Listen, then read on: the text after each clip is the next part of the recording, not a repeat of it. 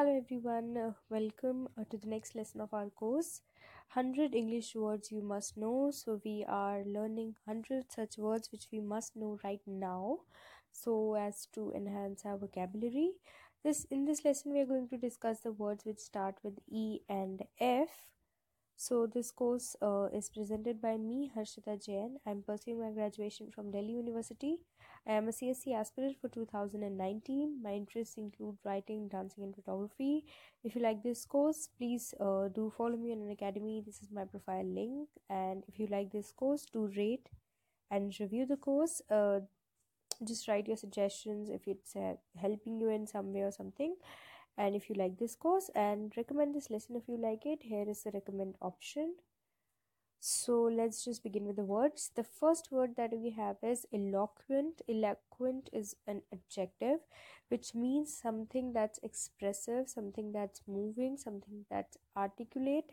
So articulate is again the same meaning as expressive. So something that is expressive and you can see it, you can feel it to be moving or something. The best man gave such an eloquent speech that the most guests were crying. Now, moving is not here that you can see it moving or okay. Moving is emotionally moving, it touches you, it's something that is really effective, right? Effective is the right word, so something that's effective.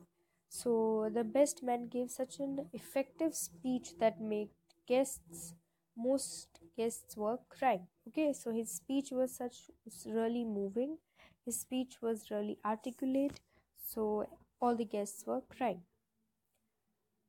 The next word is embezzle, which is a verb which means to steal money by falsifying records. The accountant was fired for embezzling 10,000 of the company's funds, right? So the accountant was fired because he stole money by falsifying records, right? So this is how you use embezzle. Very simply, very direct. I'm being with the words. If you have questions, please write in the comment section. The next word is empathy. Again, it is a noun which means sensitivity to another's feelings as if they were one's own. So when somebody else's feeling make us so sensitive, we become so sensitive to their feelings that we feel as if they're our own.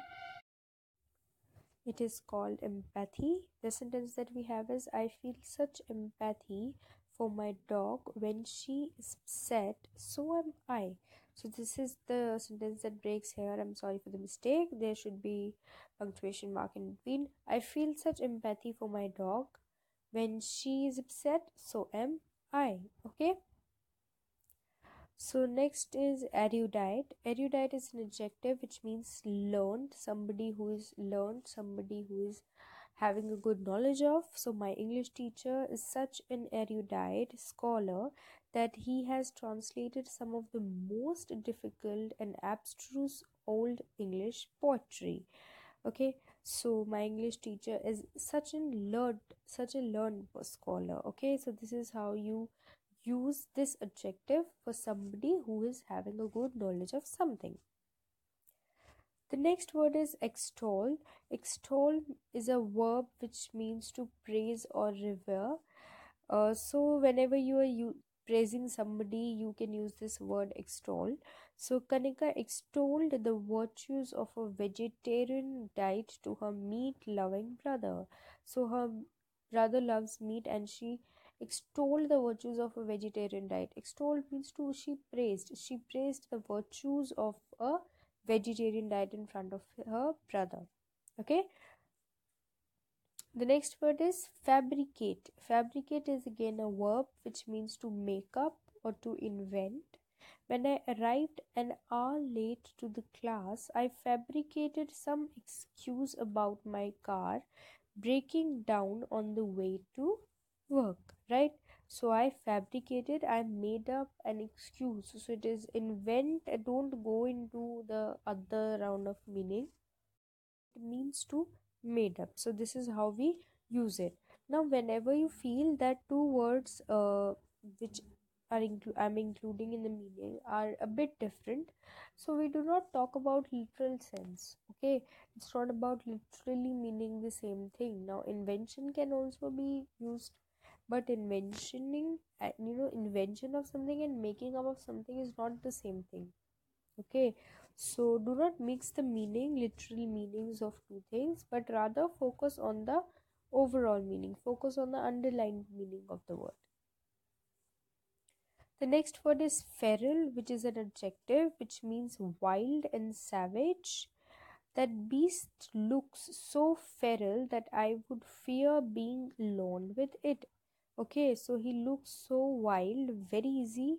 But you see, why am I keeping? You must be finding some words very easy, but then some words. But try using them in your sentences, and you will feel there's a huge difference. Now, when you use the word wild, you won't feel something very enhanced in the sentence. But on the place of it, if you use feral there, you will feel that the sentence is written by somebody who is having a better vocabulary.